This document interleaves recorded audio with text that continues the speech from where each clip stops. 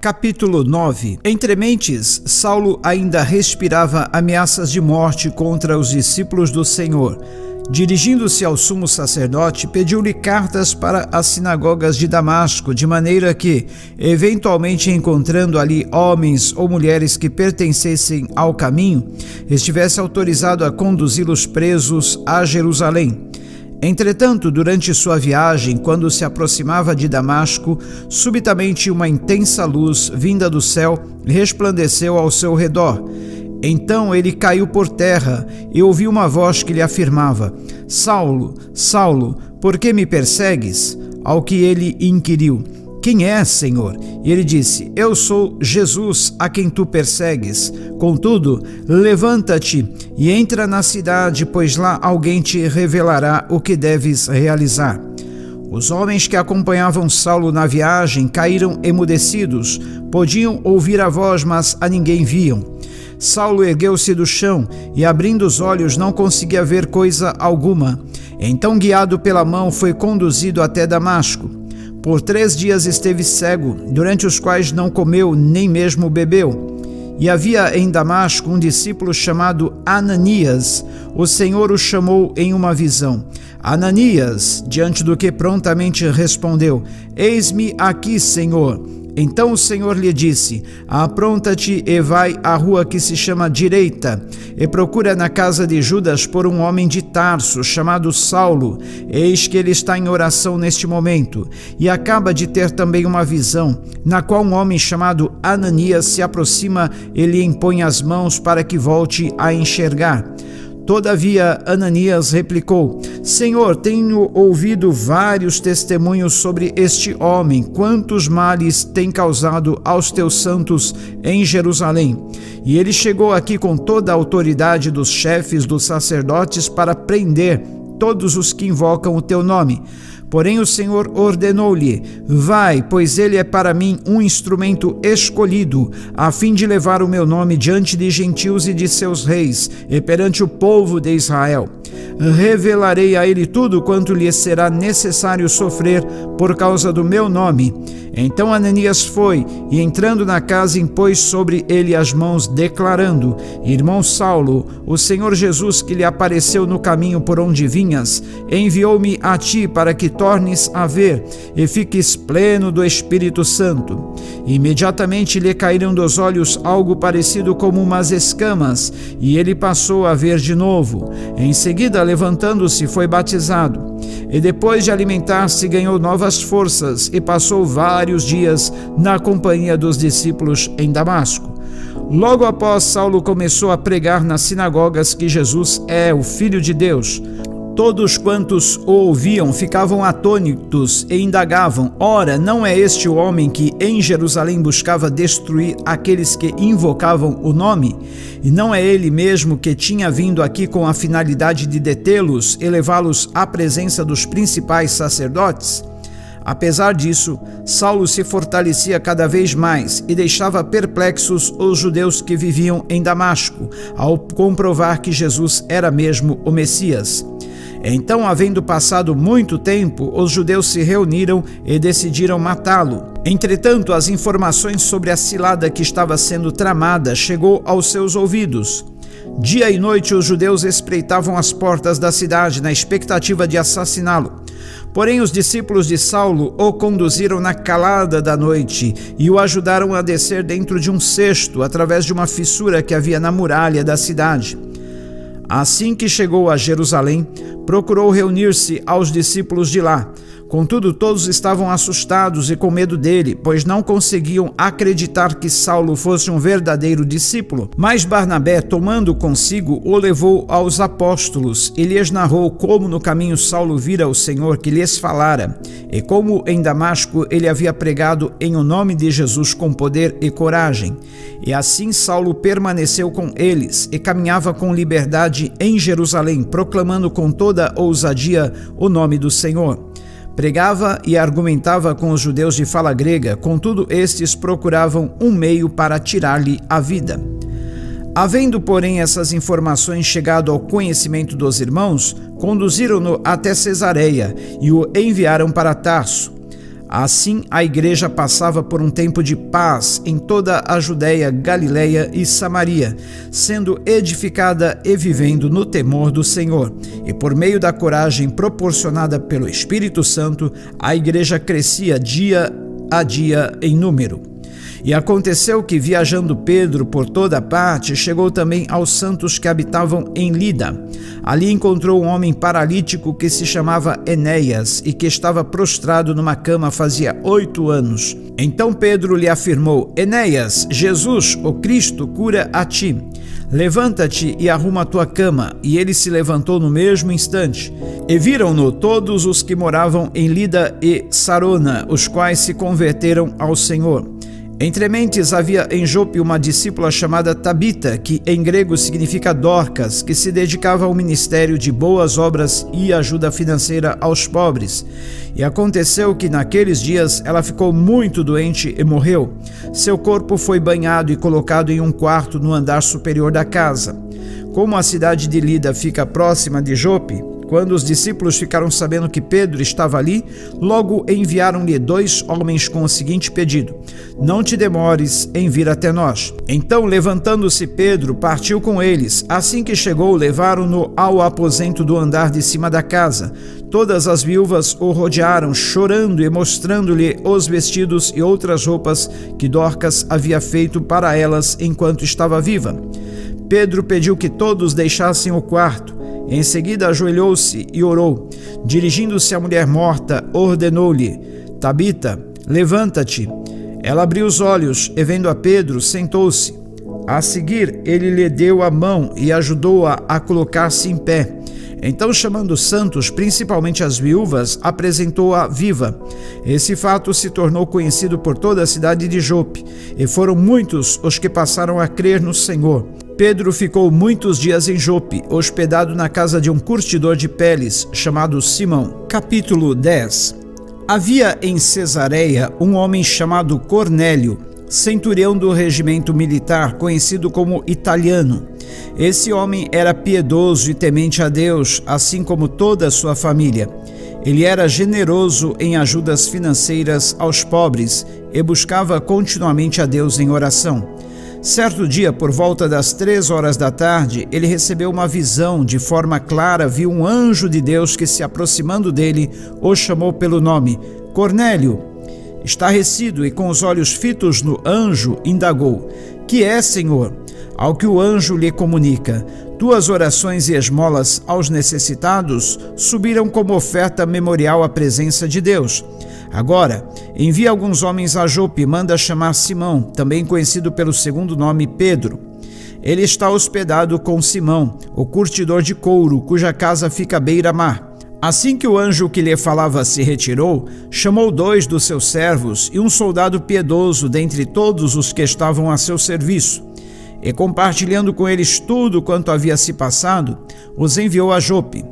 No dia seguinte, por volta do meio-dia, Pedro subiu ao terraço da casa para orar. Enquanto isso, os homens vinham pelo caminho e já estavam próximos de Jope.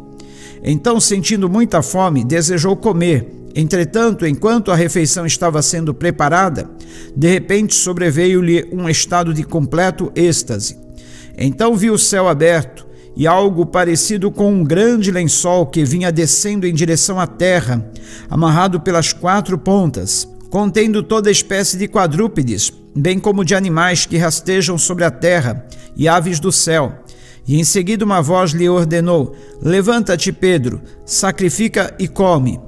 Porém Pedro replicou: De maneira alguma, Senhor, porquanto jamais comi alguma coisa profana ou impura. Contudo, a voz insistiu pela segunda vez: Não consideres impuro o que Deus purificou. Este diálogo ocorreu por 3 vezes e logo em seguida o lençol foi elevado novamente para o céu. Enquanto Pedro, perplexo, meditava sobre o significado da visão que acabara de ter, eis que aqueles homens enviados por Cornélio, havendo especulado por Simão, chegaram à porta de sua casa. Então, chamando, indagaram se ali estava hospedado Simão, também chamado Pedro. Pedro ainda refletia sobre a visão, quando o Espírito lhe ordenou: Simão, eis que estão à porta 3 homens que te procuram. Prepara-te, portanto, desce e não tenhas receio de ir com eles, pois eu os enviei a ti. Pedro desceu e declarou aos homens: Aqui me tendes, sou o homem a quem procurais. Qual é o motivo da vossa vinda? Então os homens lhe comunicaram: Eis que viemos da parte do centurião Cornélio, homem justo e temente a Deus, e que tem bom testemunho perante todo o povo judeu. Um santo anjo lhe ordenou que o mandasse chamar-te à sua casa, a fim de que ele possa ouvir o que tens a lhe dizer. Diante disto, Pedro os convidou a entrar e os hospedou. No dia seguinte, aprontou-se e partiu com eles. Também alguns irmãos dos que habitavam em Jope seguiram em sua companhia. Um dia depois, chegaram a Cesareia, e Cornélio os esperava, havendo reunido seus parentes e amigos mais chegados. Aconteceu que, quando Pedro ia caminhando para dentro da casa, Cornélio saiu ao seu encontro e, prostrando-se aos seus pés, o reverenciou. Pedro, no entanto, imediatamente o fez aprumar-se, ponderando-lhe: Levanta-te, pois sou tão humano como tu és. Então, conversando com ele, Pedro entrou na casa e encontrou ali reunidas muitas pessoas. Ele lhes explicou: Vós bem sabeis que é contra a nossa lei um judeu associar-se a qualquer gentil, nem mesmo por uma breve visita. Contudo, Deus revelou-me que a nenhuma pessoa devo considerar impura ou imunda. Por esta razão, assim que fui procurado, vim sem qualquer objeção. Agora, pois, vos indago: por qual motivo me mandastes chamar?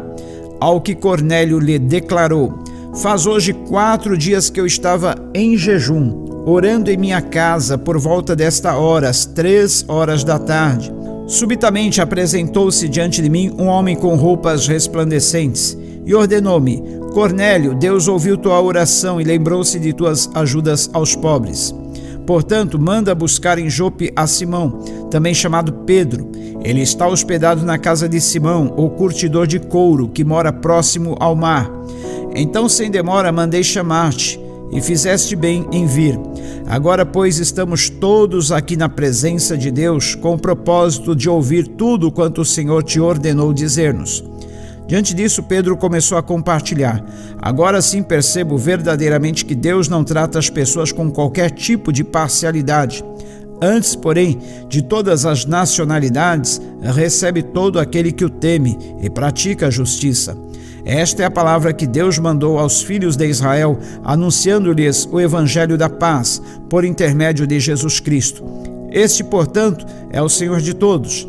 Essa palavra, vós muito bem conheceis, foi proclamada por toda a Judéia, começando pela Galileia, depois do batismo pregado por João. E se refere a Jesus de Nazaré, de como Deus o ungiu com o Espírito Santo e poder, e como ele caminhou por toda parte, realizando bem e salvando todos os oprimidos pelo diabo, porquanto Deus era com ele. E nós somos testemunhas de tudo o que ele realizou na terra dos judeus, bem como em Jerusalém, onde o assassinaram, suspendendo-o no madeiro.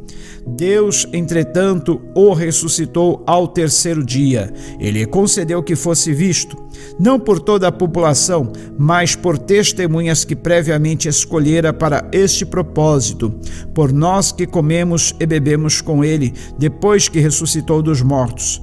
E foi ele mesmo que nos mandou pregar a todas as pessoas e testemunhar que foi a ele que Deus constituiu juiz dos vivos e dos mortos. Todos os profetas testemunham sobre ele, afirmando que qualquer pessoa que nele crê recebe o perdão de todos os pecados mediante o seu nome. E aconteceu que, enquanto Pedro ainda pronunciava estas palavras, o Espírito Santo desceu de repente sobre todos os que ouviam a mensagem. Aqueles crentes judeus que vieram com Pedro ficaram admirados de que o dom do Espírito Santo estivesse sendo derramado inclusive sobre os gentios, porquanto os ouviam se expressando em línguas estranhas e exaltando a Deus. Diante disso, exclamou Pedro: será possível que alguém ainda recuse água e impeça que estes sejam batizados? Eles, assim como nós, receberam o mesmo Espírito Santo. Em seguida mandou que fossem batizados em o nome de Jesus Cristo. Então suplicaram a Pedro que permanecesse com eles por alguns dias. Capítulo 11. E aconteceu que os demais apóstolos e irmãos que estavam na Judéia ouviram falar que os gentios também haviam recebido a palavra de Deus. Assim, quando Pedro subiu a Jerusalém, os que eram do partido dos crentes circuncisos o criticaram, argumentando: entraste na casa de homens incircuncisos e ainda comeste com eles? Então Pedro começou a falar-lhes um relato claro e ordenado de como tudo havia ocorrido. Eu estava em oração na cidade de Jope, e num súbito êxtase tive uma visão. Algo parecido com um grande lençol descia, baixado do céu, preso pelas 4 pontas, até chegar bem perto de mim. Olhei para dentro dele e observei que havia ali quadrúpedes da terra, animais selvagens, répteis e aves do céu. Em seguida uma voz me ordenava: levanta-te, Pedro, sacrifica e come. Ao que eu imediatamente repliquei: de modo nenhum, Senhor, pois jamais entrou em minha boca algo profano ou imundo. Porém a voz falou do céu pela segunda vez: não consideres impuro o que Deus purificou. E isto aconteceu por 3 vezes seguidas, e tudo tornou a recolher-se ao céu. Naquele momento, os 3 homens que foram enviados por Cornélio chegaram em frente à casa onde eu estava hospedado. E o Espírito revelou-me que não hesitasse em acompanhá-los. Estes 6 irmãos também foram comigo, e entramos na casa daquele homem. Ele nos contou como um anjo lhe aparecera em pé no recinto de sua casa e lhe ordenara: envia homens a Jope e manda buscar Simão, também chamado Pedro. Ele te transmitirá uma mensagem por meio da qual serás salvo, tu e toda a tua casa. Assim que comecei a pregar, o Espírito num instante sobreveio a eles da mesma maneira como veio sobre nós no princípio. E naquele momento lembrei-me do que o Senhor me havia dito. João de fato batizou em água, no entanto vós sereis batizados com o Espírito Santo. Portanto, se Deus lhes concedeu o mesmo dom que dera igualmente a nós ao crermos no Senhor Jesus Cristo, quem era eu para pensar em contrariar a Deus? Diante do que for exposto, ninguém apresentou qualquer outra objeção e passaram a glorificar a Deus, exclamando: sendo assim, Deus concedeu até mesmo aos gentios o arrependimento para a vida. Então os que haviam sido dispersos por causa da perseguição desencadeada com a execução de Estevão se espalharam até a Fenícia, Chipre e Antioquia, não divulgando a mensagem a ninguém além dos judeus. Alguns deles, entretanto, eram de Chipre e de Cirene, e que chegaram até Antioquia, pregaram também aos gregos, apresentando-lhes o evangelho do Senhor Jesus Cristo. A mão do Senhor estava com eles, e muitos creram e se converteram ao Senhor. Assim que a notícia deste fato chegou ao conhecimento da igreja em Jerusalém, eles decidiram enviar Barnabé a Antioquia. Tendo ele chegado e vendo a graça de Deus, alegrou-se e encorajava a todos para que permanecessem fiéis ao Senhor com firmeza de coração. Ele era um homem bom, cheio do Espírito Santo e de fé, e uma multidão considerável de pessoas foi acrescentada ao Senhor. E aconteceu que Barnabé decidiu viajar para Tarso, a fim de encontrar-se com Saulo. E assim que o achou, levou-o consigo para Antioquia. Então, durante 1 ano completo, Barnabé e Saulo se reuniram com aquela igreja e ensinaram a muita gente. Em Antioquia, os discípulos foram pela primeira vez chamados cristãos. Naqueles dias, desceram alguns profetas de Jerusalém para Antioquia. Um deles, chamado Ágabo, levantou-se e pelo Espírito predisse que uma grande fome assolaria a todo o mundo romano, o que de fato veio a ocorrer nos dias do reinado de Cláudio. Então os discípulos, cada um segundo as suas possibilidades, resolveram providenciar ajuda para os irmãos que viviam na Judéia. Assim o fizeram, enviando suas ofertas aos presbíteros pelas mãos de Barnabé e Saulo. Capítulo 12. Naquela mesma ocasião, o rei Herodes mandou prender alguns que pertenciam à igreja com o objetivo de maltratá-los, e matou a Tiago, irmão de João, por execução ao fio da espada. Observando que esta atitude agradava aos judeus, prosseguiu ordenando também a prisão de Pedro durante a festa dos pães sem fermento, Tendo-o prendido, mandou que fosse jogado ao cárcere e determinou que fosse vigiado por 4 escoltas com 4 soldados cada uma. Herodes tinha a intenção de apresentá-lo em julgamento público logo após a Páscoa. Assim, Pedro estava detido no cárcere, mas a igreja orava fervorosamente a Deus a favor dele.